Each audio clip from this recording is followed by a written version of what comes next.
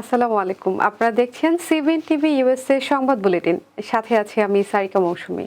শুরুতেই essential home care সংবাদ শিরোনাম। যুক্তরাষ্ট্রে বিনিয়োগের আহ্বান জানালেন ট্রাম্প। বৈদেশিক সহায়তা স্থগিত করল যুক্তরাষ্ট্রে। আওয়ামী লীগকে আর নির্বাচনে অংশগ্রহণ করতে দেওয়া হবে না বললেন উপদেষ্টা মাহফুজ। এবং জামাত ক্ষমতায় গেলে নারীর সম্মান ও নিরাপত্তা পাবে বললেন আমির। শুনছিলেন এসেনশিয়াল হোম কেয়ার সংবাদ শিরোনাম। এবারে বিস্তারিত। যুক্তরাষ্ট্রে বিনিয়োগের জন্য সারা বিশ্বের বিনিয়োগকারীদের আহ্বান জানিয়েছে দেশটির নতুন প্রেসিডেন্ট ডোনাল্ড ট্রাম্প। তিনি বলছেন, যুক্তরাষ্ট্রে বিনিয়োগ করা হলে দেওয়া হবে বিপুল পরিমাণে ছাড়। সুইজারল্যান্ডের দাভোসে অনুষ্ঠিত ওয়ার্ল্ড ইকোনমিক ফোরামের বার্ষিক সম্মেলনে ভার্চুয়াল মাধ্যমে যোগ দিয়ে এসব কথা বলেন ডোনাল্ড ট্রাম্প। দাভোস সম্মেলনে যোগ দিয়ে ট্রাম্প আরো বলেন, বিনিয়োগকারীরা কোন দেশে বিনিয়োগ করবেন সেটা তাদের ইচ্ছা। এ বিষয়ে তারা পুরোপুরি স্বাধীন। কিন্তু অন্য কোনো দেশ থেকে যুক্তরাষ্ট্রে পণ্য রপ্তানি করলে বিপুল হারে আমদানি শুল্ক আরোপ করা হবে। তবে খোদ যুক্তরাষ্ট্রে বিনিয়োগ করা হলে বিপুল পরিমাণে কর ছাড় দেওয়া হবে। সুইজারল্যান্ডের দাভোসে ডোনাল্ড ট্রাম্পের জন্যই অপেক্ষা করছিল ওয়ার্ল্ড ইকোনমিক ফোরামের মঞ্চ। শেষমেশ সম্মেলনে যোগ দিয়ে তিনি নিজের অবস্থান স্পষ্ট করেছেন। বক্তৃতায় ট্রাম্প কর হ্রাস, শিল্পের নিয়ন্ত্রণ শিথিল ও বেআইনি অনুপ্রবেশ নিয়ে পরিকল্পনার কথা জানিয়েছেন। সেই সঙ্গে বিনিয়োগকারীদের উদ্দেশ্যে বলেছেন, যুক্তরাষ্ট্রে এসে পণ্য তৈরি করুন। সেটা করলে কর হার হবে বিশ্বের মধ্যে অন্যতম কম। যুক্তরাষ্ট্রে পণ্য উৎপাদন না করলেও তা বিনিয়োগকারীদের ব্যাপার, সেক্ষেত্রে শুল্ক আরোপ করা হবে। প্রায় সব বৈদেশিক সহায়তা 90 দিনের জন্য স্থগিত করেছে যুক্তরাষ্ট্র। প্রেসিডেন্ট ডোনাল্ড ট্রাম্পের নির্বাহী আদেশের পরপরই পররাষ্ট্র মন্ত্রণালয় এ নির্দেশ জারি করে। নির্দেশ অনুযায়ী চলমান সহায়তা কার্যক্রম বন্ধ করতে এবং নতুন কার্যক্রম স্থগিত রাখতে বলা হয়েছে। এই সিদ্ধান্তের ফলে বৈশ্বিক মানবিক সহায়তা ও স্বাস্থ্য কর্মসূচি মারাত্মকভাবে বিঘ্নিত হবে বলে আশঙ্কা করা হচ্ছে। এক মানবাধিকার কর্মকর্তা জানান, এর ফলে গুরুত্বপূর্ণ প্রকল্পগুলোতে বড় সংকট তৈরি হতে পারে। যদিও জরুরি খাদ্য সহায়তা এবং ইসরায়েল ও মিশরের সাময়িক অর্থায়নের ক্ষেত্রে ছাড় দেওয়া হয়েছে, তবে ইউক্রেন ও তাইওয়ানের মতো দেশগুলোর বিষয়ে স্পষ্ট কোনো নির্দেশনা নেই। ট্রাম্পের মতে যুক্তরাষ্ট্রের বৈদেশিক সহায়তা প্রায়শই দেশের স্বার্থ ও মূল্যবোধের সঙ্গে সামঞ্জস্যপূর্ণ নয়। তবে বিশেষজ্ঞরা বলছেন, এই সিদ্ধান্ত বৈশ্বিক স্থিতিশীলতা ও মানবিক সহায়তা ব্যবস্থাকে দীর্ঘস্থায়ী প্রভাবের মুখে ফেলবে। অন্তর্বর্তীকালীন সরকারের উপদেষ্টা মোহাম্মদ মাহফুজ আলম বলেছেন, বাংলাদেশ বিরোধী আওয়ামী ফ্যাসিবাদদের আর নির্বাচনে অংশগ্রহণ করতে দেওয়া হবে না। যদি আওয়ামী লীগ আবার ফেরত আসে, তাহলে আবার ফ্যাসিবাদ ফেরত আসবে। শনিবার দুপুরে চাঁদপুরের হাজীগঞ্জ বাজার এলাকায় ছাত্র জনতার সঙ্গে পথসভা ও শুভেচ্ছা বিনিময়ের সময় এসব কথা বলেন তিনি।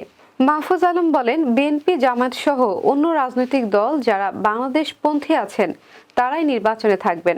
সুষ্ঠু নির্বাচন প্রক্রিয়ার মধ্য দিয়ে সকল দল পজিটিভ প্রতিযোগিতার মাধ্যমে বাংলাদেশের শাসন প্রতিষ্ঠা করবেন। অন্তর্বর্তী সরকারের উপদেষ্টা বলেন, আমরা আর শেখ মুজিব, শেখ হাসিনা ফ্যাসিবাদদের শাসনামল চাই না। আমরা চাই এই দেশ বাংলাদেশপন্থীদের হাতে থাকবে। এই পথসভায় চাঁদপুর ও হাজীগঞ্জ উপজেলার ছাত্র প্রতিনিধিরা উপস্থিত ছিলেন।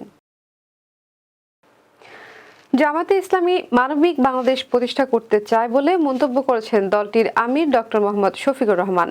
তিনি বলেন, যারা কথায় কথায় আমাদের অন্য দেশে চলে যেতে বলতো, তারাই এখন দেশের বাইরে। দেশ থেকে জুলুমকারী বিদায় হয়েছে, কিন্তু জুলুম বন্ধ হয়নি। শনিবার দুপুর 12টার দিকে দিনাজপুর গোড়ের শহীদ ময়দানে কর্মী সম্মেলনে এসব কথা বলেন ডক্টর শফিকুর রহমান। জামায়াতের আমির বলেন, দেশের প্রতিটি খুন, চাঁদাবাজি, লুটপাট ও ঘুষের বিচার হতে হবে, না হলে ন্যায় বিচার প্রতিষ্ঠিত হবে না। যারা উই ওয়ান্ট জাস্টিস স্লোগান দিয়ে এই দেশকে মুক্ত করেছেন, আমরা তাদের সঙ্গে আছি। আমরা তরুণদের হাতে দেশ তুলে দিতে চাই।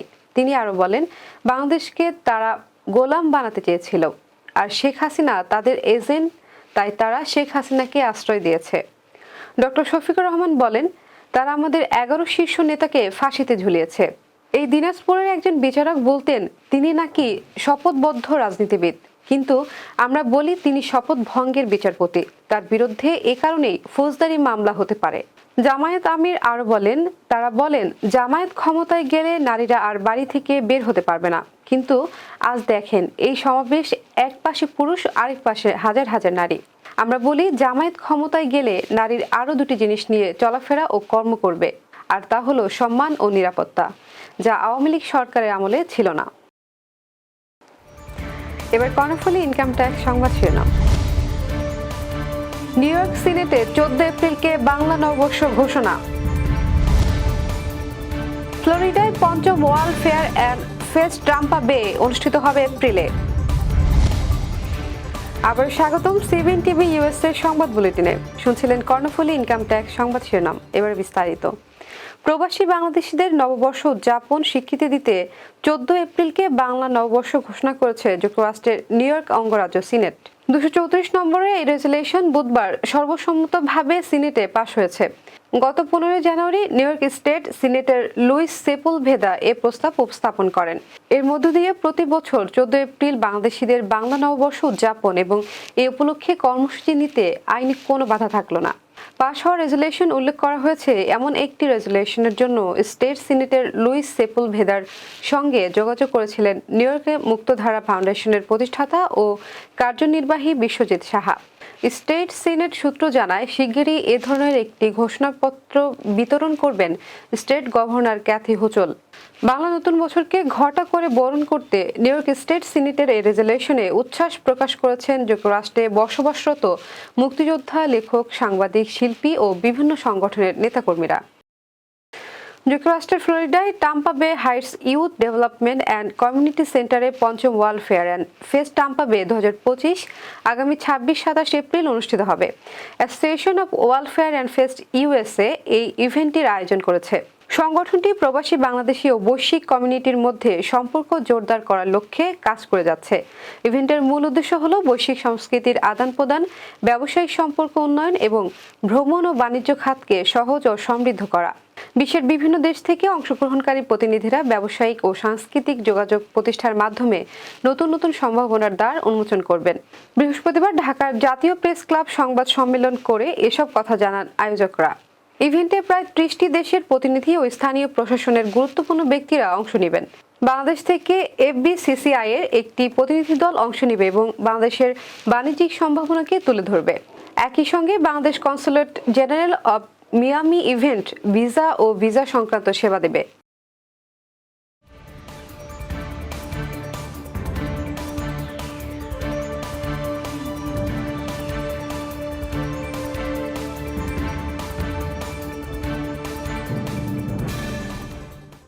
প্রতিদিনের উল্লেখযোগ্য ঘটনা কালক্রমে রূপ নেয় ইতিহাসে। চলুন এক নজরে দেখে নেওয়া যাক আজকের দিনে ঘটে যাওয়া উল্লেখযোগ্য কিছু ঘটনা। 1831 সালের আজকেরই দিনে পোল্যান্ডের স্বাধীনতা ঘোষণা করা হয়। 1890 সালের আজকেরই দিনে নেলি ব্লেই 72 দিনে তার বিশ্ব ভ্রমণ শেষ করেন। 1899 সালের আজকেরই দিনে প্রথম রেডিও প্রস্তুতকারী কোম্পানি চালু হয়। 1915 সালের আজকেরই দিনে Alexander Graham Bell USA transcontinental telephone service উদ্বোধন করেন। তিনি নিউ ইয়র্ক থেকে সান ফ্রান্সিসকোতে কথা বলেন টমাস ওয়াস্টিনের সঙ্গে। দর্শক, এই ছিল সিবিএন টিভি ইউএসএ সংবাদ বুলেটিনে। শেষ করছি পরবর্তী বুলেটিন দেখার আমন্ত্রণ জানিয়ে। এতক্ষণ সাথে থাকার জন্য ধন্যবাদ সবাইকে।